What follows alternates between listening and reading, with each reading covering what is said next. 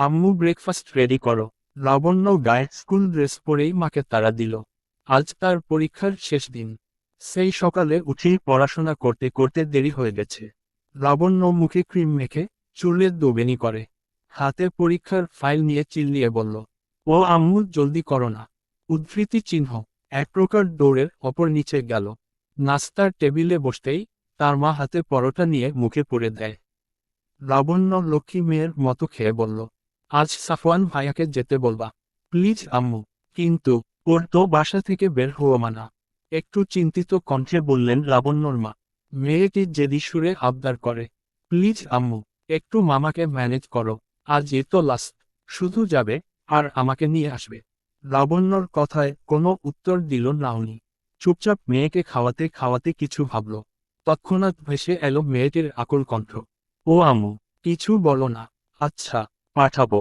তবে চোখ কান খোলা রেখে দ্রুত বাসায় ফিরবি। ওকে। লাবণ্য মাকে জড়িয়ে ধরল। মিষ্টি করে বলল, আমার আম্মু পৃথিবীর সব থেকে বেস্ট আম্মু। Love you mamma. Dash dash. Sirat cabin থেকে বেরিয়ে রায়হানকে বলল, আমরা কবে বাসায় যাব? জি ম্যাম, কাল পরশু। সিরাত দীর্ঘশ্বাস ফেলে কেবিনে আসলো। প্রমুখ ঘুমিয়ে আছে। সে চিপায় বেডে বসুক, ছেলেটির মাথায় হাত বুলিয়ে দিতে থাকে। কিছুক্ষণ পর প্রমুখের ঘুম ছুটে যায়। চোখ বুজে রেখেই বলে, আমার পাশে শুয়ে পড়। সিরাত ভেঞ্চি কেটে বলল, আবারও?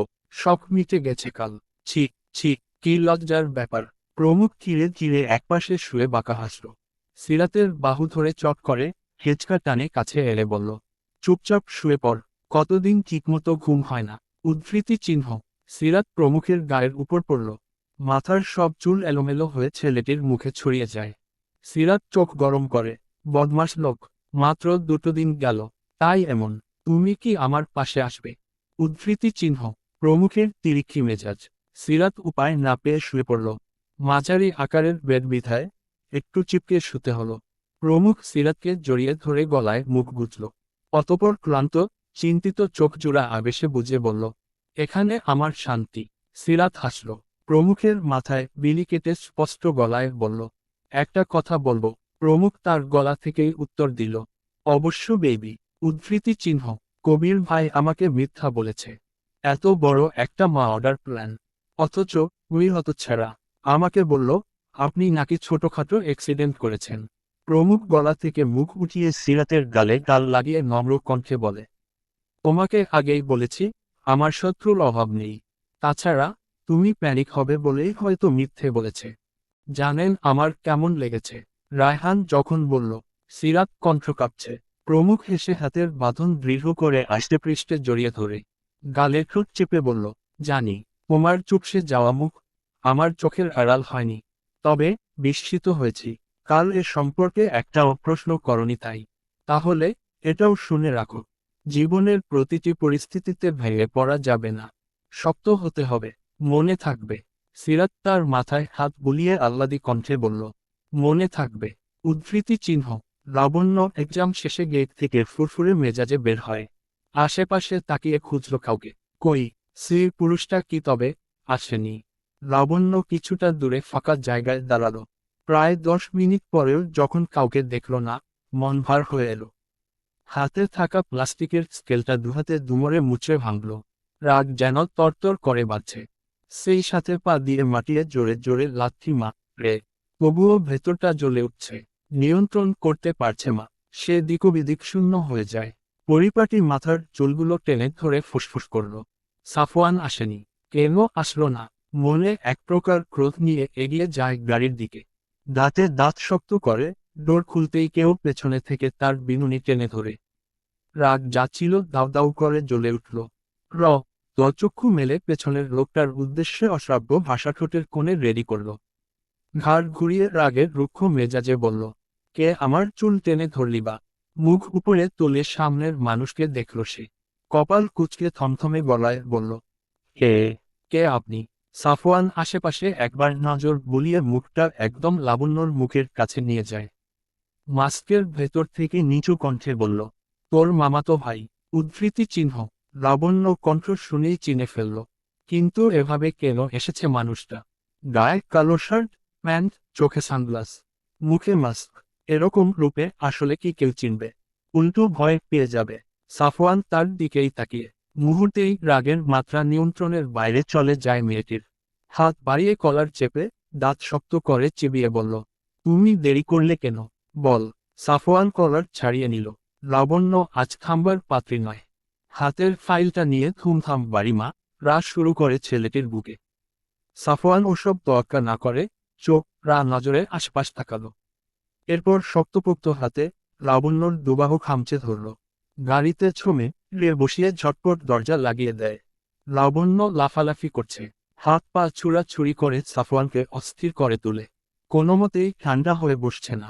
এ যেন অস্থির এক কন্যা। শেষে উপায় না পেয়ে সাফওয়ান রাগী চোখে তাকায়। দুহাতে মেয়েটির চিকন কোমর খাবলে ধরে নিজের কোলে নিয়ে আসলো। পেছনে থেকে পেট শক্ত করে জড়িয়ে ধরে বলল, কন্ট্রোল, কন্ট্রোল। উত্তেজিত হচ্ছিস কেন? সাফওয়ানের কথা তার কর্ণদয়ে পৌঁছালো কিনা সন্দেহ। সে শক্ত স্পর্শে নুয়ে পড়ল। হাতের ফাইলটা ধপ করে কখন যে নিচে পড়েছে তার খেয়াল নেই। লজ্জায় বুক ধরফর করছে। এমন লাগছে কেন? সে দম বন্ধ করে শক্ত হয়ে বসে রইল। সাফওয়ান স্বস্তির নিঃশ্বাস নেয়, যাক বাকিনি একটু গর্জন থামিয়েছে। এই রের। সে পেছনে থেকে লাবণ্যর মাথায় থুতনি ঠেকিয়ে নম্র কণ্ঠে বলল, এই তো রাগ, অল্পতেই হাঁপিয়ে গেলি। লাবণ্য ঘন ঘন শ্বাস নিচ্ছে, কেমন দম বন্ধ বন্ধ লাগছে। সে ঘাড় ঘুরিয়ে শক্ত গলায় বলল, সিটে বসাও ড্যাম। অসহ্য লাগছে। মেয়েটির অস্থিরতা বুঝল সাফওয়ান। আরও অস্থির করে তোলার জন্য উন্মুক্ত ঘাড়ে নাক ঘষল। ক্ষুদ্র একটি কালো চিহ্নে ঠোঁট চেপে ধরে বলল, এই তিলটা ভীষণ আকর্ষণীয়। উদ্ধৃতি চিহ্ন। মেয়েটির ঘাড়ের কালো কুচকুচে তিল সেদিনই খেয়াল করে। গিটার বাজানোর সময় বারবার চোখ অজান্তেই এখানে চলে গেছে। মেয়েটি ওর ব্যবহারে আরও নুয়ে পড়ল। কম্পিত হাতে তার পেটে রাখা ছেলেটির হাত খামচে ধরল। মুচড়া মুচড়ি করে বলল, এসব করার জন্য এসেছ? বেরিয়ে যাও বলছি। উদ্ধৃতি চিহ্ন। তুই তো এসবই স্বপ্ন দেখিস। সাফওয়ান ভাই। উদ্ধৃতি চিহ্ন। লাবণ্য ডার্লিং। উদ্ধৃতি চিহ্ন। সাফওয়ান হাসল। হাতের বাঁধন ঢিলে করতেই লাবণ্য এক লাফে সিটে বসল। সাফওয়ানের দেহে অনবরত কিল খুসিমে রে চিল্লিয়ে বলল, অসভ্য, অসভ্য। উদ্ধৃতি চিহ্ন। সাফওয়ান ফিক করে হেসে হাত উঠিয়ে লাবণ্যকে থামানোর চেষ্টা করল। মেয়েটির হাত খুব কষ্টে নিজের হাতে গুজে রাগান্বিত গলায় বলল, থেমে যা, নয়তো বুঝে নিব তুই আমায় কিস করতে চাইছিস। কথাটি মেয়েটির ছোট দেহে তৎক্ষণাৎ ঝংকার তুলে। মুহূর্তের মাঝেই লজ্জায় মূর্ছা যে মাথা নত করল। সাফওয়ান ঠোঁট কামড়ে হেসে ছেড়ে দেয়। লাবণ্য শর্মে ঘাড় ঘুরিয়ে জানালার বাইরে তাকালো। ছেলেটি সিটে গা এলিয়ে চোখ বন্ধ করে ভাবল, যাক, কথা কাজে দিয়েছে। পূর্ণচন্ডী, আহ্লাদি, রাগী মেয়েটাকে চট করেই কন্ট্রোলে রাখা যায়। দারুণ তো। যদি সত্যি সত্যি কিস করে তাহলে কি হবে মেয়েটার? এখনই যে লজ্জা, তখন তোর সামনেই আসবে না। সাফওয়ান ড্রাইভারকে পাঠিয়ে দিয়েছে। সে ড্রাইভ করে নিয়ে যাচ্ছে বাসায়। লাবণ্য পাশে বসে এক দৃষ্টিতে তাকিয়ে আছে তার দিকে। মাঝ রাস্তায় এসে লাবণ্য উচ্চস্বরে বলল, এখানেই থামাও প্লিজ। উদ্ধৃতি চিহ্ন। তৎক্ষণাৎ ব্রেক কষে সাফওয়ান। লাবণ্য ডোর খুলে বেরিয়ে বলল, নামো, পাশেই কফি হাউস, ফুচকাও পাওয়া যায়। উদ্ধৃতি চিহ্ন। সাফওয়ান এক বাক্যেই নাকচ করে দেয়, যাব না। এমনিতেই অনেকক্ষণ আজ বাইরে আমি। দ্রুত গাড়িতে উঠো। মেয়েটি নাছর বান্দা। সাফওয়ানের হাত টেনে বলল, প্লিজ 5 মিনিট। উদ্ধৃতি চিহ্ন। তুই কি উঠবি? লাবণ্য গাল ফুলায়। কফি হাউজের ভেতরে যেতে যেতে বলল, চলে যাও, আমিও আজ বাসায় ফিরব না। উদ্ধৃতি চিহ্ন। অতিরিক্ত হচ্ছে কিন্তু। হনহনিয়ে ভেতরে চলে গেল মেয়েটি। ফোঁস করে নিঃশ্বাস ফেলল সাফওয়ান। এই মেয়ের সাথে তার কোনো কিছুতে মিলে না। দুজন মনে হয় দুই মেরুর মানুষ। স্টিয়ারিং ঘুরিয়ে গাড়ির সাইডে পার্ক করল। অতপর মাস্ক ঠিকঠাক করে কফি হাউজে প্রবেশ করে। ভেতরে পৌঁছে দেখল লাবণ্য কফি খাচ্ছে। তাকে দেখে খিলখিল করে হাসল। আমি জানতাম তুমি আসবে। কথা বলে বেশ আয়েশ করে কফিতে চুমুক দেয়। সাফওয়ান ওর পাশে বসে চিবিয়ে চিবিয়ে বলল, দ্রুত কর, আমার জন্য এখানে বসে থাকা রিস্ক। লাবণ্য মাথা ঝাঁকিয়ে ফুচকা দিতে বলল। প্লেট থেকে একটা ফুচকা নিয়ে সাফওয়ানের মুখে ধরে তৎক্ষণাৎ ছেলেটির মনে পড়ল অতীতের সেই দৃশ্য। এক বিকেলে সিরাতের জোড়াজড়িতে ফুচকা খেয়েছিল সে। তারপর এত ঝাল সহ্য করতে না পেরে চোখ মুখ লাল হয়ে যায়। সিরাত কিলকিল করে হাসে। কি অপরূপ সেই হাসি! কি হলো? হা করো। সরিত ফিরে পেল লাবণ্যর কথায়। চোখ বন্ধ করে বলল, তুই খা। উদ্ধৃতি চিহ্ন। ঢং বাদ দাও। উদ্ধৃতি চিহ্ন। সাফওয়ান একবার আশেপাশে তাকিয়ে মাস্ক খুলল। লাবণ্যর হাত থেকে ফুচকা মুখে নিয়ে চিবাতে থাকে। ইস, সেই জাল। এই নারীর জাতি কি জাল ছাড়া কিছু চোখে দেখে না? মনটাও তাদের জালে ভরা। মুহূর্তেই তার চোখ মুখ লাল হয়ে ওঠে। চোখে পানি টলমল করল। লাবণ্য নিজের আয়েশ করে খেয়ে আরেকটা ছেলেটির মুখের কাছে ধরতেই ভয় পেয়ে যায়। ব্যস্ত পায়ে উঠে সাফওয়ানের গালে হাত রেখে বলল, হায় হায়, কি হলো? এমন করছো কেন? উদ্ধৃতি চিহ্ন। ছেলেটি ফুস করে নিঃশ্বাস ফেলল। একটু বেশি ঝাল ছিল। আমার ঝাল সহ্য হয় না। উদ্ধৃতি চিহ্ন। লাবণ্যর চোখ দুটিও টলমল হয়। ছেলেটির মুখে পরপর ফু দিয়ে কান্না মিশ্রিত কণ্ঠে বলতে থাকে, তুমি আমাকে আগে বলনি কেন? তোমার খুব কষ্ট হচ্ছে তাই না? আমি ফুচকাই খাবো না, চলো। উদ্ধৃতি চিহ্ন। সাফওয়ান পাশ থেকে পানি খেয়ে ঠোঁট এলিয়ে হেসে বলল, তুই কাঁদছিস কেন? তোমার জাল লেগেছে। তোমার কষ্ট হচ্ছে। আমি কাঁদব না। সাফওয়ানের কেন জানি মায়া হলো। গাঢ় নয়নে তাকিয়ে লাবণ্যর গাল দুটি টিপে দেয়। লাবণ্য উঠে সাফওয়ানের হাত জড়িয়ে ধরে নিয়ে গেল বাইরে। গাড়িতে উঠার সময় দূর থেকে কবির তীক্ষ্ণ চোখে তাদের দিকে তাকায়। রহস্যময় হেসে ঝটপট কাউকে কল করল। Dash dash. প্রমুখ বেদ ছেড়ে উঠে দাঁড়ালো। তৎক্ষণাৎ সিরাত প্রশ্ন করল, কোথায় যাচ্ছেন? প্রমুখ উত্তর দিল না। দ্রুত রায়হানকে ডাকল।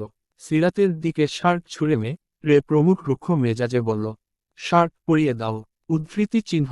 কোথায় যাবেন? বলছেন না কেন? প্রমুখ অগ্নি চোখে তাকায়। তা দেখে সিরাত ভয় পেল। আর কোনো প্রশ্ন করার সাহস পেল না। ধীরে ধীরে প্রমুখের গায়ে পরিয়ে দিয়ে বোতাম লাগিয়ে দেয়। রায়হান ততক্ষণে চলে এসেছে। প্রমুখ হাতে ফোন নিয়ে বেরিয়ে যেতে যেতে বলল, জরুরি কাজে যাচ্ছি। তুমি রায়হানের সাথে বাসায় যাও। উদ্ধৃতি চিহ্ন। ডক্টর ছুটি দেয়নি। আপনি অসুস্থ দেহে কোথায় যাচ্ছেন? প্রমুখ হাঁটা থামিয়ে উঁচু কণ্ঠে বলল, সব রায়হান ব্যবস্থা করবে। উদ্ধৃতি চিহ্ন। কথা শেষেই দুইটা গার্ড নিয়ে হনহনিয়ে বেরিয়ে পড়ে। সাফওয়ানের গাড়ির পেছনে কখন যে দুটি গাড়ি ফলো করছে সে খেয়ালই করেনি। সে মনোযোগে ড্রাইভ করছে আর পাশের মেয়েটির বকবকানি শুনছে। হঠাৎ সামনে একটি বাচ্চা মেয়েকে ফুল বিক্রি করতে দেখে লাবণ্য উচ্চস্বরে বলল, আমাকে ফুল কিনে দাও প্লিজ। সাফওয়ান ঘাড় ঘুরিয়ে রাগী কণ্ঠে বলল, আজ নয়, এমনিতেই অনেক লেট। উদ্ধৃতি চিহ্ন। লাবণ্য দাঁতের দাঁত চাপে। ছেলেটি বুঝতে পেরে বলল, তাহলে শার্ট পাবি না? সাথে স্পেশাল একটা জিনিসও ছিল। লাবণ্যর তৎক্ষণাৎ মনে পড়ল। মুচকি হেসে সাফওয়ানের কাঁধে মাথা রেখে বলল, ওসব এমনিতেও আমার হক, তবে ফুল দিলে খুশি হতাম। উদ্ধৃতি চিহ্ন। সাফওয়ান ফুস করে নিঃশ্বাস ফেলে। পার্ক থেকে একটু দূরে গাড়ি ব্রেক করে বলল, চুপচাপ বসো, আমি নিয়ে আসছি। উদ্ধৃতি চিহ্ন। লাবণ্য খুশিতে গদগদ হয়ে বসে থাকে। সাফওয়ান মাস্ক পরে চির পায়ে নামল। হনহনিয়ে মেয়েটির কাছ থেকে সবগুলো ফুল এনে রাস্তা পার হওয়ার জন্য পা বাড়াতেই সেখানে তিনটে গাড়ি তাকে ঘিরে ধরে। অজানা ভয়ে সাফওয়ানের মুখ চুপসে যায়। চোখ বড় বড় করে সামনে তাকাতেই লক্ষ্য করল, প্রমুখসহ আরও 10-11 জন নেমে আসছে। হাতের ফুলগুলো পড়ে গেল ধপ করে। কিছুটা দূর থেকে হঠাৎ সামনে এত মানুষ দেখে লাবণ্য গাড়ি থেকে নামল। কৌতূহল চোখের সামনে এগুতেই কপাল কুঁচকে যায়। প্রমুখ এক লাফে গাড়ি থেকে নেমে সাফওয়ানের কলার চেপে ধরে আরেক হাতে চোখের সানগ্লাস আর মাস্ক খুলে ফেলল। রণমূর্তি ধারণ করে হিসহিসিয়ে বলল, শোয়ারের বাচ্চা, আর কত পালিয়ে বাঁচবি? সাফওয়ানের চোখ খুঁজে চলছে লাবণ্যকে। মেয়েটা কি গাড়ি থেকে নামল? এখানে আসলে যে তার সাথে মেয়েটাও বিপদে পড়বে। মনে মনে খুব করে চাইল লাবণ্য না আসুক। ততক্ষণে সাফওয়ানের আশেপাশে প্রমুখের দলবল জড় হয়ে গেছে। প্রমুখ উত্তর না পেয়ে সাফওয়ানের নাক বরাবর ঘুষিমা রল। মুহূর্তেই তো বেরোয় নাক থেকে। চোখ খিচে দুহাতে প্রমুখের গলা চেপে ধরে সে। প্রমুখের রাগ শেষ সীমা ছাড়িয়ে যায়। ফের শক্ত হাতে সাফওয়ানের চোয়ালে ঘুষি দেয়। সেই মুহূর্তে লাবণ্য তাদের ভেতর ঢুকে কিংকর্তব্যবিমূঢ় হয়ে পড়ে। সাফওয়ানকে এভাবে মা রতে দেখে দৌড়ে যায়। তার বুকে ঝাঁপিয়ে পড়ে চিৎকার করে বলল, ওকে মা তারা চিহ্ন রোছেন কেন? ছাড়ুন বলছি। উনি কিছু করেনি। উদ্ধৃতি চিহ্ন। লাবণ্য কান্না করে সাফওয়ানের গলা জড়িয়ে ধরল। প্রমুখের ছেলেরা বিরক্ত হয়ে লাবণ্যকে ছাড়াতে চায়। প্রমুখ কপাল কুঁচকে বলল, এই পুচকে আবার কে? কবির। কবির স্পষ্ট করে বলল, প্রেমিকা। একটু আগে দুজনে খুব মাস্তি করে কফি হাউস থেকে বের হলো। প্রমুখ হাসে বিশ্রীভাবে। লাবণ্যকে আপাদমস্তক তীক্ষ্ণ চোখে তাকিয়ে দেখে বলল, বাহ, সিরাতকে না পেয়ে তুই বাচ্চা একটা মেয়েকে বশ করলি। ফুসলিয়ে ডেটিংয়ে যাচ্ছিস। Very nice. বুদ্ধি আছে তাহলে। নয়তো দামড়া যুবক হয়ে কেউ স্কুলে পড়া বাচ্চা মেয়ের সাথে ডেটিংয়ে যায়। সঠিক জায়গায় টুপ খেলেছিস। সাফওয়ানের চোয়াল শক্ত হয়ে যায়। রাগে অগ্নি দৃষ্টি নিক্ষেপ করে তেড়ে যেতে চায়, কিন্তু ব্যর্থ। তাকে দুপাশ থেকে দুজন লোক ধরে আছে। কবির ছাড়াতে গেল লাবণ্যকে। উপায় না পেয়ে পেছনে থেকে চুলের বিনুনি টেনে ছাড়াতেই গর্জে ওঠে সাফওয়ান। তোত্তার বাচ্চা, লাবণ্যকে ছাড়। ওকে স্পর্শ করলে জ্যান্ত পুঁতে ফেলব। তোত্তার বাচ্চা। উদ্ধৃতি চিহ্ন।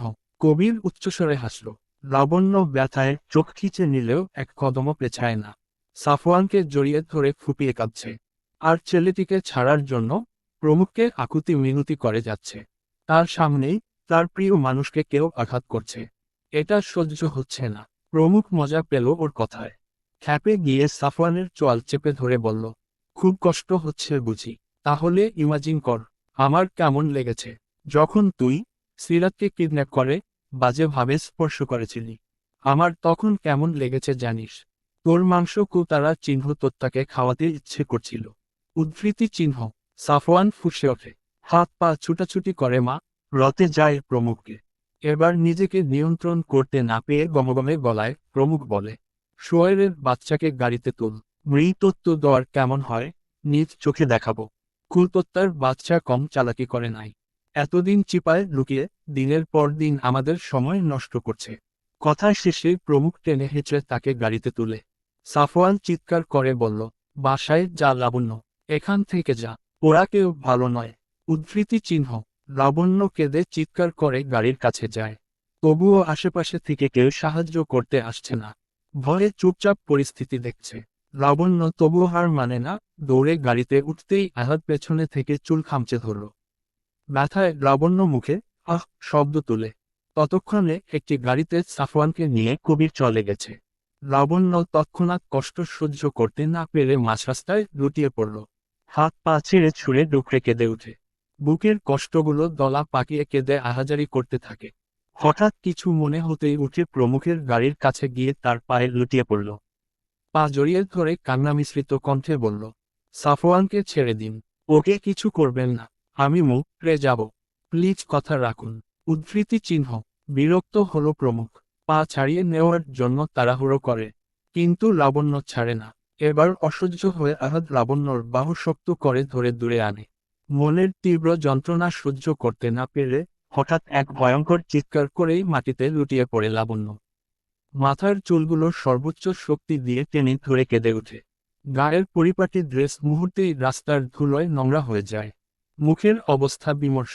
তৎক্ষণাৎ গা খিচুনি দিয়ে চোখ উল্টে জ্ঞান হারায়। গায়ের সমস্ত বল ছেড়ে মুখ থুবড়ে পড়ে রইল রাস্তায়। প্রমুখ সবাইকে চলে যেতে বলল। কিছুক্ষণ পর সেও ড্রাইভিং সিটে বসে গাড়ি স্টার্ট দেওয়ার সময় একবার পেছনে ঘুরল।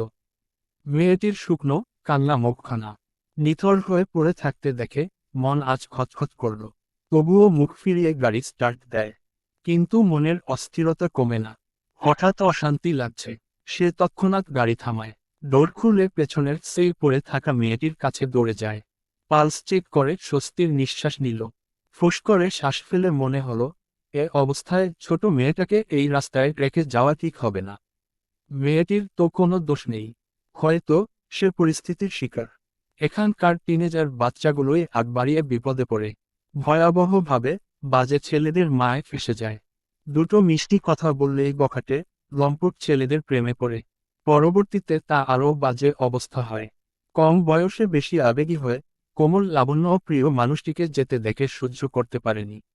প্রমুখ ছট করে পাজাকলে তুলে নেয়। এখানে ফেলে রাখার থেকে বাবা মাকে খবর দিয়ে তাদের হাতে তুলে দিবে, এটাও বলবে আর কখনো যেন একা না ছাড়ে।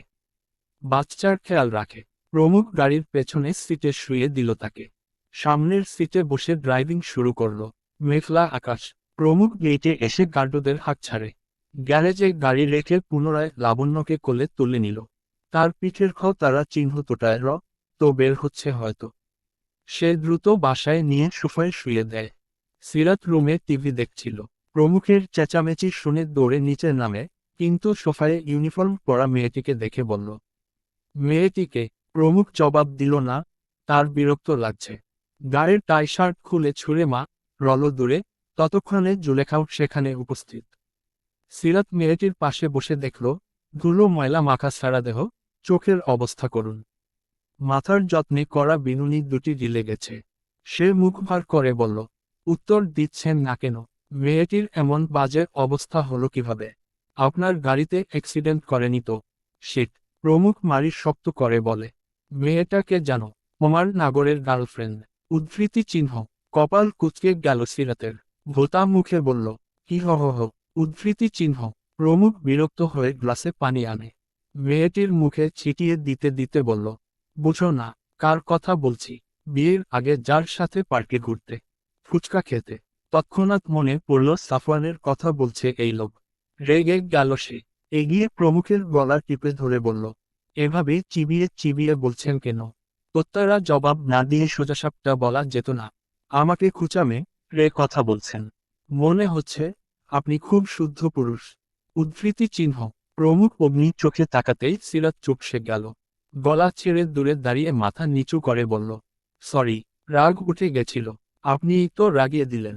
উদ্ধৃতি চিহ্ন। প্রমুখ জুলেখাকে আদেশ করল, মেয়েটির মুখ পরিষ্কার করার জন্য। সিরাত চোখে আপাদমস্তক দেখল। বয়স কতই বা হবে? নিহাতি বাচ্চা মেয়ে। শেষে কিনা বিষয়ে তারা চিহ্ন তারা বাচ্চা মেয়ের প্রেমে পড়ল। অবশ্য ওর থেকে আর কি বা আশা করা যায়? মনে মনে বলল, তোর ভালোবাসার এই নমুনা। দুদিনেই আমাকে ভুলি শিশুর প্রেমে পড়লি। যেই দেখলি প্রাপ্তবয়স্ক মেয়েরা তোকে পাত্তা দেয় না, অমনি তুই শিশুকে হাতিয়ে নিলি। কারণ যেভাবে নাচাবি সেভাবেই নাচবে। নিজের ভাবনায় সে নিজেই বিরক্ত হলো। মাথায় এলো অনেক প্রশ্ন। প্রমুখের দিকে তাকিয়ে বলল, কিন্তু এই মেয়েটাকে কোথায় পেলেন? উদ্ধৃতি চিহ্ন। প্রমুখ ফুস করে নিঃশ্বাস ফেলে সব ঘটনা সংক্ষেপে বলে। তা শুনে সিরাতের খারাপ লাগলো।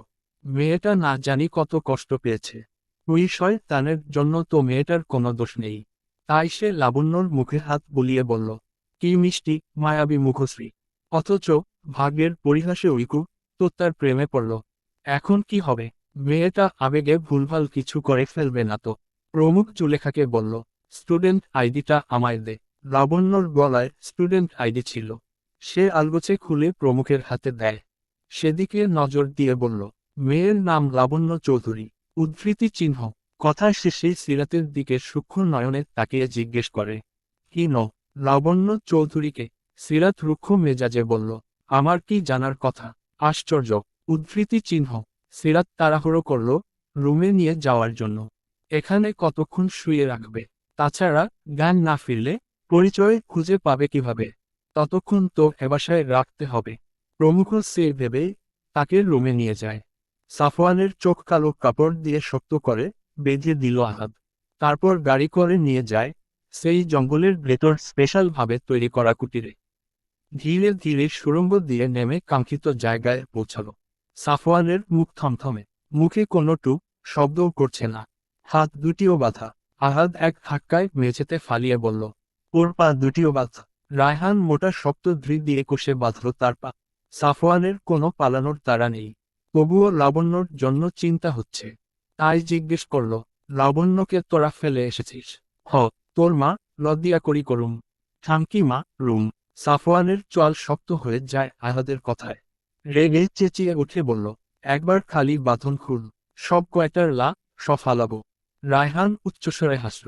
সাফওয়ানের পেটে ঘুষি দিতে দিতে বলল, এতই তেজ? তবে পালাইয়া দেখা।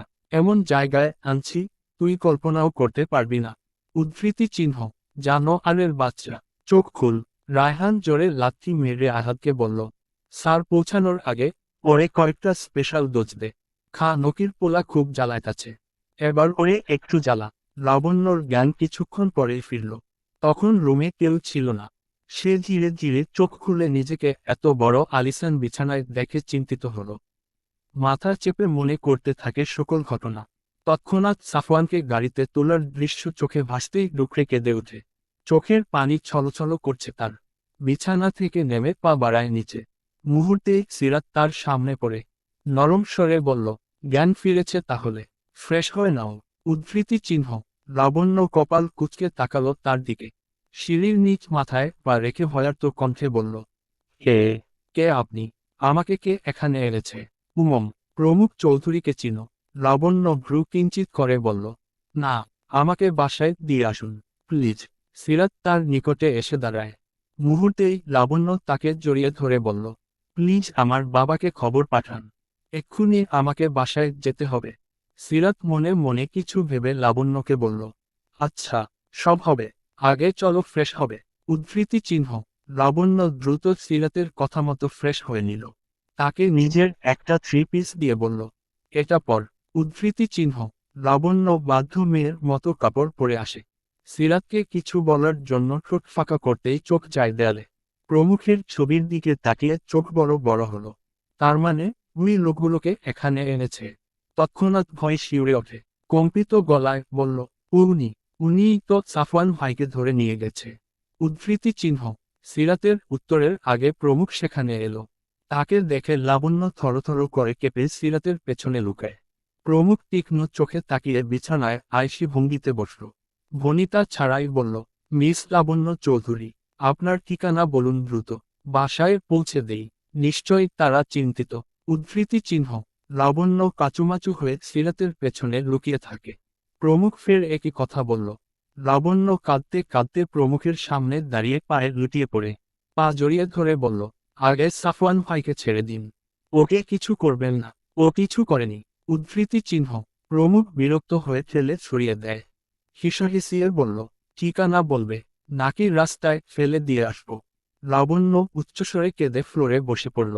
চোখ মুখ মুছে প্রমুখের দিকে অগ্নি চোখে তাকিয়ে শক্ত গলায় বলল, আমার বাবা রাকিব চৌধুরী, SI গ্রুপের মালিক। উদ্ধৃতি চিহ্ন। লাবণ্যর কথা কর্ণদয় পৌঁছাতেই বিস্ফোরণ দৃষ্টিতে তাকায় তার দিকে। মেয়েটির মুখখানা গভীর নয়নে দেখে অবাক কণ্ঠে বলল, তুমি রাইমার বোন, রাকিব মামার মেয়ে। উদ্ধৃতি চিহ্ন। লীনা দুপুরে খাওয়া দাওয়া করতে পারেনি। মেয়ের চিন্তায় সে অস্থির। সাফওয়ানও কল রিসিভ করছে না। তাহলে কি কোনো দুর্ঘটনা ঘটল? তৎক্ষণাৎ মনে ভয় চেকে ধরল। রাকিব চৌধুরীকে কল করে হন্তদন্ত হয়ে বলল, কোথায় তুমি? মেয়ে এখনও বাড়ি পৌঁছায়নি। কোনো খারাপ কিছু হলো না তো? রাকিব চৌধুরী গাড়ি ড্রাইভ করার মাঝেই ছোট করে উত্তর দিল, অজ্ঞান হয়ে পড়েছিল রাস্তায়। আমি নিতে যাচ্ছি। উদ্ধৃতি চিহ্ন। মেয়ের এরূপ অবস্থা শুনে লীনা উত্তেজিত কণ্ঠে বলল, কোথায় কোথায় যাচ্ছ তুমি? রাজীব চৌধুরী উত্তর দিল না, শুধু বলল, বাসায় ফিরে সব বলছি। উদ্ধৃতি চিহ্ন। আমার সাফওয়ান ঠিক আছে? জানি না। উদ্ধৃতি চিহ্ন। ছোট্ট বাক্য বলেই কল কেটে দিল। লীনা চিন্তিত হয়। মনটা কেমন সকাল থেকেই কুবড়াইছে। মনে হচ্ছে খারাপ কিছু হয়েছে। এই এসি থাকার মাঝেও সে দরদর করে থামল। তৎক্ষণাৎ কারো নম্বরে কল করে ভয়মিশ্রিত কণ্ঠে বলল, ভাই, সাফওয়ান বাসায়। উদ্ধৃতি চিহ্ন। ভদ্রলোক কাজ করছিল। বোনের কণ্ঠ শুনে কপাল কুঁচকে বলল, কেন, কিছু হয়েছে? ভাই, এখনো ওরা বাসায় ফিরেনি। সেই দুপুরে এক্সাম শেষ হয়েছে। আমি এখন কি করি? তোমার বোন জামাই বলল লাবণ্যকে নিতে যাচ্ছে, কিন্তু সাফওয়ানের খবর জানে না। ও তো মিথ্যা বলে না কখনো। প্রমুখের লোক ধরে নেয় নিত। ওপাশ থেকে চিন্তিত হয়ে উত্তর দিল, আচ্ছা, লোক পাঠাচ্ছি। উদ্ধৃতি চিহ্ন। আন্ডারস্কোর। চারপাশে অন্ধকার ঘনিয়ে আসছে। সন্ধ্যা হবে হবে ভাব। লাবণ্যর মুখ থেকে পরিচয় শোনার পর থেকে প্রমুখ চুপ হয়ে গেছে। একটাও টু শব্দ করেনি। কেন জানি মুখের ভাষা হারিয়ে ফেলেছে সে। রাকিব চৌধুরীকে কল করার পর থেকে একা একাই বারান্দায় বসে আছে। জীবনের মোড় তালগোল পাকিয়ে গেছে মনে হয়। পরপর 4টা সিগারেট একটানা শেষ করল। 5 নম্বর সিগারেট ধরিয়ে ঠোঁটে চেপে ধরে মুখটা থমথমে করে চোখ বন্ধ করল। লাবণ্য শুনেছে তার বাবাকে জানানো হয়েছে। সেই আশা নিয়েই ফুপিয়ে ফুপিয়ে কেঁদে বিছানার এক কোণে বসে আছে। সিরাত আর জুলেখা রান্নাঘরে যায়। হালকা লাঞ্চ রেডি করে রুমে আসলো। নিস্তব্ধতা থাকায় বুক চিরে দীর্ঘশ্বাস আসে। সে জির পায়ে বারান্দায় যায়। প্রমুখের পাশে বসে বাম হাত থেকে সিগারেট ছিনিয়ে নিয়ে বলল, কি এত চিন্তা করছেন? কই মামাতো বোনের সাথে গল্প করবেন? তা না, বসে বসে ছাইপাশ খাচ্ছে। চিন্তা করলেই সমস্যা সমাধান হবে। উদ্ধৃতি চিহ্ন। প্রমুখ শক্ত চোখে তাকিয়ে সিগারেট নিজের হাতে নেয়। সিরাত ফুঁস করে নিঃশ্বাস ফেলে বলল, ভাগ্যিস মেয়েটা সাফওয়ানের সাথে বাজে ভাবে ফাঁসেনি। তখন কি হতো? প্রমুখ তপ্তশ্বাস ফেলল। ওরা তখনও জানে না লাবণ্য আর সাফওয়ান ভাই বোন। তবে প্রমুখের মনে অনেক প্রশ্ন। সিরাত আলগোছে প্রমুখের গালে হাত রাখল। আহ্লাদ করে বলল, কথা বলুন প্লিজ। তৎক্ষণাৎ প্রমুখের ফোন বেজে উঠে তিক্ত রিংটনে। সে অলস ভঙ্গিতে ফোন হাতে নেয়। রায়হানের নামটা জলজল করছে। কানে তুলেই শুনতে পায়, স্যার, ওই নম্বরগুলো কার জানতে পেরেছি। উদ্ধৃতি চিহ্ন, কার? আমার জানাশোনা কেউ। মানে উদ্ধৃতি চিহ্ন। প্রমুখ কপাল কুঁচকে ধমকে ওঠে। ভনিতা ছাড়াই বলবি, নাকি থাপড়িয়ে কান গরম করব। একটা শাহীন খন্দকারের। উদ্ধৃতি চিহ্ন। আরেকটা। রায়হান হালকা ঢোক গিলে বলল, লীনা খন্দকারের। উত্তেজনায় প্রমুখ সোফা থেকে উঠে দাঁড়ায়। অবাক চাহনিতে বারান্দার গ্রিলে হাত রাখল। উত্তেজিত গলায় বলল, লীনা? কোন লীনা? রাকিব চৌধুরীর বউ। রায়হান অসহায় কণ্ঠে বলল, জি, আপনার মামি। মশিউর, তারা একই ফ্যামিলির। কারণ পদবী সেই ইঙ্গিত দিচ্ছে। উদ্ধৃতি চিহ্ন। প্রমুখ ক্রোধে থরথর করে কেঁপে উঠে। রায়হানকে নম্বর সহ ডিটেলস পাঠাতে বলে। চোখ দুটি হয়ে যায় তলাল। হাতের ফোনটা কান থেকে নামিয়ে শক্ত করে মুঠোয় নিল। রাগে ফুসফুস ধ্বনি তুলে ধপ করে বসল সোফায়। মাথা চেপে ধরল শক্ত হাতে। সিরাত জিজ্ঞেস করল, কি হয়েছে? প্রমুখ উত্তর দিল না। সিরাত ফের জিজ্ঞেস করার সময় কলিং বেল বেজে উঠল। সে দ্রুত নিচে যায়। চোখে পড়ল, পরিপাটি, স্মার্ট, শক্তপোক্ত দেহের রাকিব চৌধুরী হাজির। সিরাতের সাথে সাক্ষাৎ করে উপরে এলো। রাকিব চৌধুরী বলল, লাবণ্য মা। বাবার ডাকে লাবণ্য ধরফর করে বিছানা থেকে নামল। দরজায় বাবাকে দাঁড়িয়ে থাকতে দেখে দৌড়ে বুকে ঝাঁপিয়ে পড়ে দুহাতে শক্ত করে ধরে উচ্চস্বরে কেঁদে ওঠে। রাকিব চৌধুরী হাসলেন। মেয়ের মাথায় হাত বুলিয়ে শান্ত করে। সিরাত বাবা মেয়ের অপরূপ দৃশ্য দেখে অমায়িক হাসল। কি সুন্দর এই দৃশ্য! তার বাবাও এতটাই আদর করতেন। রাকিব চৌধুরী ধীরে ধীরে বিছানায় বসিয়ে বলল, মা কাঁদে কেন? বাবা এসেছে না? লাবণ্যর এতক্ষণ চেপে রাখা কান্নাগুলো হরবড়িয়ে বের হয়। কান্না মিশ্রিত কণ্ঠে বলল, সাফওয়ানকে এনে দাও বাবা। ওই লোকটাকে বলো সাফওয়ানকে ছেড়ে দিতে। উনি জোর করে ধরে নিয়ে গেছে বাবা। ছেড়ে দিতে বলো। ওকে ছাড়া আমি বাঁচব না। মামাকে এক্ষুনি জানাও। উদ্ধৃতি চিহ্ন। রাকিব চৌধুরী মনোযোগের সব কথা শুনে কপালে ভাঁজ ফেলে বলল, মানে কি বলছো? সত্যি বলছি। বাসায় ফেরার পথে আমাদের অ্যাটাক করেছিল। সাফওয়ান আমাকে আজ নিতে চায়। সেখানে থেকে উনি আমার কাছ থেকে ছিনিয়ে নিয়ে গেছে বাবা। কান্না করতে করতে সব ঘটনায় লাবণ্য বলল। তা শুনে মুখটা চুপসে গেল রাকিব চৌধুরীর। মলিন কণ্ঠে বলল, আচ্ছা আমি দেখছি। কিছু না করলে তো প্রমুখ শুধু শুধু ধরবে না। উদ্ধৃতি চিহ্ন। লাবণ্যকে ছেড়ে সিরাতকে জিজ্ঞেস করল। সিরাত হাত নিয়ে ইশারায় বুঝায়, বারান্দায় আছে। উনি তপ্তশ্বাস ফেলে চলে যায়। সিরাত চুপ করে অবলোকন করছে সমস্ত ঘটনা। প্রমুখ হাতের সিগারেট ঠোঁট চেপে টান দিল। লাবণ্য যা বলছে সব সত্যি। উদ্ধৃতি চিহ্ন। তৎক্ষণাৎ প্রমুখের ফোনে কিছু ফটো আর ভয়েস আসে। সে চেক করে শক্ত চোখে সামনে তাকায়। প্রমুখ তার কথার পিঠে প্রশ্ন করল, শাহীন খন্দকার আর মিস লীনা খন্দকারের কি সম্পর্ক? এহেন কথায় রাকিব চৌধুরীর কপালের ভাঁজ গাঢ় হয়। চটপট উত্তর দিল, আপন ভাই বোন। শাহীন ভাইয়ের ছেলেই তো সাফওয়ান। উদ্ধৃতি চিহ্ন। প্রমুখ চোখ চকচক করে। মনের সকল হিসেব মিলাতে ব্যস্ত। সে আবারও বলল, তার মানে লাবণ্য ওর ফুফাতো ভাই। রাকিব চৌধুরী মাথা নাড়িয়ে বলল, হঠাৎ এসব কথা? প্রমুখ দুয়ে দুয়ে চার মিলিয়ে কিছু আন্দাজ করল। অতপর হুঙ্কার ছাড়ল, আগে এসব বলনি কেন? একজন খুনির সাথে দিনের পর দিন সংসার করছ, অথচ বোনের তারা চিহ্ননিকে দূরে দূরে খুঁজছ। উদ্ধৃতি চিহ্ন। রাকিব চৌধুরী তার কথায় স্তব্ধ হয়ে যায়।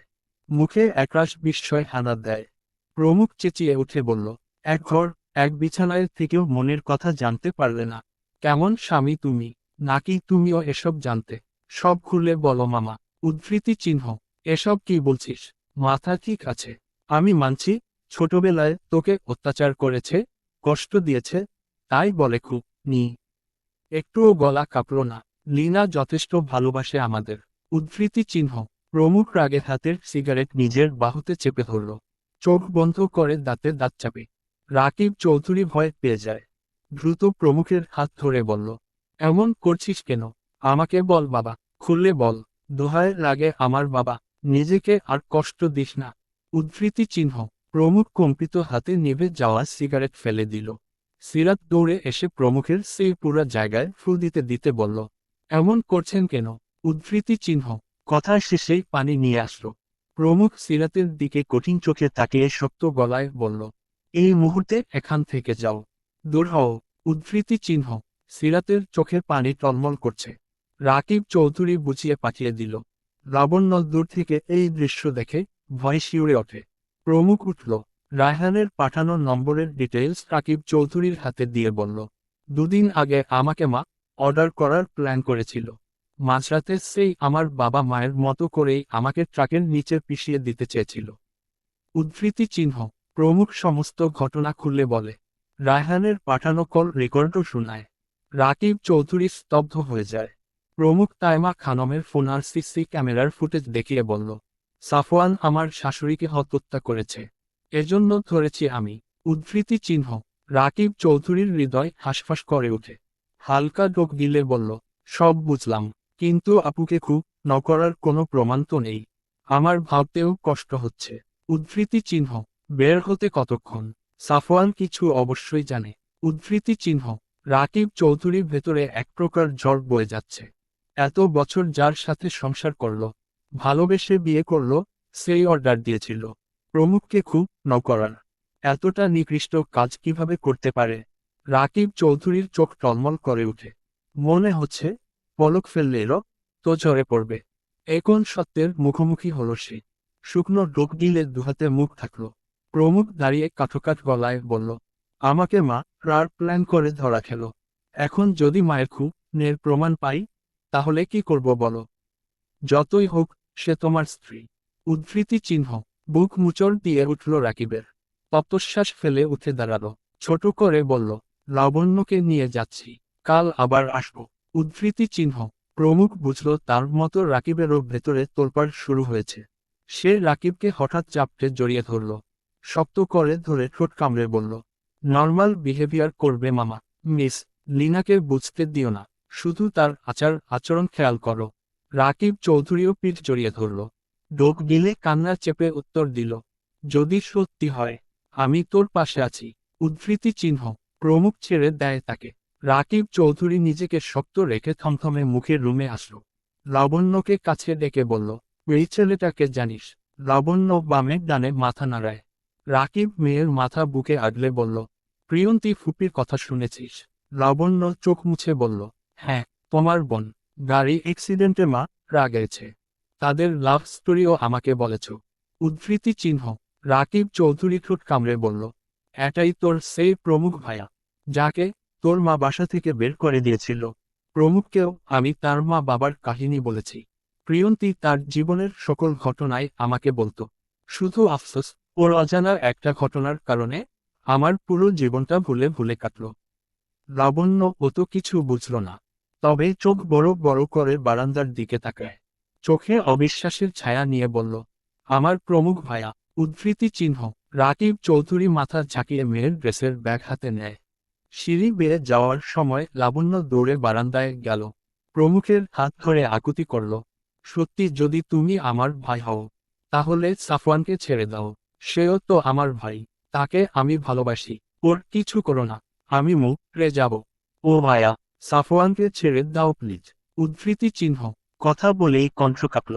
প্রমুখ হাত ছাড়িয়ে নিয়ে বলল, ডাইনিংয়ে যাও, খাওয়া দাওয়া করে মামার সাথে ফিরে যাও। উদ্ধৃতি চিহ্ন। রাকিব চৌধুরী থমথমে মুখে বাসায় প্রবেশ করল। লাবণ্য দৌড়ে গিয়ে তার মাকে সব ঘটনা বলে। তিনি চুপসে যায়। সান্ত্বনার দেওয়া ভাষা নেই। একটু আগেই শাহীন খন্দকার জানিয়েছে প্রমুখ বেঁচে আছে, আর সাফওয়ানকে ধরেও নিয়ে গেছে। সেই থেকে এক বিন্দুও স্বস্তি পাচ্ছে না। অবশ্য শাহীন খন্দকার বোনকে আশ্বাস দেয়, যেখানেই লুকিয়ে রাখুক, ছেলেকে খুঁজে বের করবে। লাবণ্য কেঁদে রুমে চলে যায়। দরজা বন্ধ করেই শুয়ে পড়ল বিছানায়। বালিশে মুখ বুজে কাঁদতে লাগল। লিনার ভেতরে ভয় জেঁকে ধরেছে। রাকিব চৌধুরী কিছু জানতে পারেনি তো। তিনি রুমে গিয়ে দেখল ওয়াশরুমে চলে গেছে তিনি। সেও স্বামীর জন্য কফি বানিয়ে অপেক্ষা করতে থাকে। রাকিব চৌধুরী শাওয়ারের নিচে দাঁড়িয়ে অতীতের সমস্ত ঘটনা মনে করতে থাকল। কি সুন্দর ছিল সেই দিনগুলো। মেয়েটাকে একটু একটু করে ভালোবেসেছে। সেও কখন সন্দেহ চোখে তাকায়নি। সে অনুভব করল তার চোখ দুটি জ্বলছে। দীর্ঘশ্বাস ফেলে ভেতরের জ্বালা দমিয়ে রেখে টাওয়াল জড়িয়ে বের হলো। লীনা মুখে কৃত্রিম হাসি ফুটিয়ে বলল, প্রমুখ কেমন আছে? শরীর ঠিকঠাক? উদ্ধৃতি চিহ্ন। খারাপ হওয়ার কথা ছিল। উদ্ধৃতি চিহ্ন। ছোট্ট করে উত্তর দিয়েই রাকিব চৌধুরী ট্রাউজার পরে বসল বিছানায়। বুকের ভেতরে যে যন্ত্রণা হচ্ছে তার হিসেব আছে। মনে হচ্ছে কেউ হৃদয়ে হাত ছিন্ন ভিন্ন করে ফেলেছে। তার ইচ্ছে করল লীনাকে জিজ্ঞেস করতে, কিন্তু প্রমুখের কথা মনে করে চুপ থাকল। লীনা কপাল কুঁচকে শুকনো গলা ভিজাল। পরিস্থিতি বোঝার চেষ্টা করে স্বামীর মন থেকে একটু খুঁচিয়ে কথা বের করার আশায় কাছে গেল। এগিয়ে তার পাশে বসে বলল, তোমার কি শরীর খারাপ? কিছু হয়েছে? উদ্ধৃতি চিহ্ন। রাকিব চৌধুরীর চোখ লাল। সে তীক্ষ্ণ চোখে তাকিয়ে লীনার থতমত খাওয়া মুখ পর্যবেক্ষণ করল। তা খেয়াল করে লীনার বুক ধপ করে উঠে। আমতা আমতা করে বলল, সাফওয়ানকে ছেড়ে দিতে বলো। আর কতকাল এন্ডা তারা চিহ্ন মি করবে। লাবণ্য ভেঙে পড়বে। আমার ছেলেকে রলে ভালো হবে না। কি দোষ করেছে ও? উদ্ধৃতি চিহ্ন। রাকিব চৌধুরী আলগোছে শুয়ে পড়ল। বামহাত চোখের উপর রাখতেই কুর্নিশ থেকে দুফোঁটা জল গড়িয়ে পড়ল, যা লিনার নজরে পড়ল না। লিনা ঝুঁকে নরম স্বরে বলে, কিছু বলছো না কেন? রাকিব চৌধুরী চোখ থেকে হাত সরায়। রাগে হেঁচকা টানে লিনাকে তার বুকে উপর ফেলে এক দৃষ্টিতে বউয়ের চোখে তাকালো। বুঝতে চাইল ওই গভীর চোখ দুটোর ভাষা। এত বছরের সম্পর্কে এই প্রথম বুঝল বোধ হয়। কেন জানি উপলব্ধি করল ওই চোখ জোড়ায় তার জন্য ভালোবাসা নেই, আছে শুধু পরিশোধের গুণ, যার গুটি হিসেবে ব্যবহৃত হয়েছে রাকিব চৌধুরী। ভালোবাসার কোনো ক্ষুদ্র চিহ্ন ছিল না তার প্রিয়তমার হৃদয়ে। সে অজানা ভয়ে শিউরে ওঠে। এভাবে টান দেওয়ায় অস্বস্তিতে পড়ে যায় লীনা। রাকিব লীনার চুলগুলো সরিয়ে তার গালে হাত রেখে বলল, আমাকে কতটা ভালোবাসো লীনা? উদ্ধৃতি চিহ্ন। লীনা হালকা রোগ গিলে উত্তর দিল, এসব কি বলছো? ভালো না বাসলে বেকার ছেলের হাত ধরে পালিয়ে আসতাম। এত বছর সংসারটি কত? উদ্ধৃতি চিহ্ন। রাকিব চৌধুরী মলিন হাসল। লীনা নিজেকে ছাড়িয়ে নিতে চায়। রাকিব চৌধুরী আরও কাছে টেনে অভিমানী কণ্ঠে বলল, আমার ভালোবাসায় কি ত্রুটি ছিল, যার ফলে এত বছরেও তোমার মন বুঝতে পারিনি? মন পড়তে ব্যর্থ হলাম। লীনা বুকে মুখ বুজে বলল, মন বুঝনি মানে? না বুঝলে সুখে রাখতে পারতে। পৃথিবীর সুখী মানুষদের মধ্যে আমিও একজন। হঠাৎ এসব আবল তাবল কি বলছো? প্রমুখ কিছু বলেছে? বউয়ের মিথ্যে কথা শুনে তাচ্ছিল্যে হাসল। পরক্ষণেই সরিত ফিরে যায় রাকিব। নিজেকে নিয়ন্ত্রণ করে লীনাকে পাশের বালিশে শুয়ে কপালে চুম্বন করল। গালে গাল লাগিয়ে বলল, লাবণ্যর জন্য কষ্ট হচ্ছে, তাই এসব আবল তাবল বকছি। তুমি একটু আমার মাথায় হাত বুলিয়ে দাও। কেমন জানি জ্বর জ্বর অনুভব হচ্ছে। সারাদিন অনেক খাটুনি গেছে লীনা। লীনা চেপে রাখা দীর্ঘশ্বাস ফেলল। যাক, সব ঠিক আছে। তবুও কোথাও যেন অস্থির অস্থির লাগছে। মন শান্ত হচ্ছে না। সে লম্বা শ্বাস ফেলল। নিশ্চিন্ত হয়ে রাকিবের মাথা বুকে নিয়ে আদর করে বলল,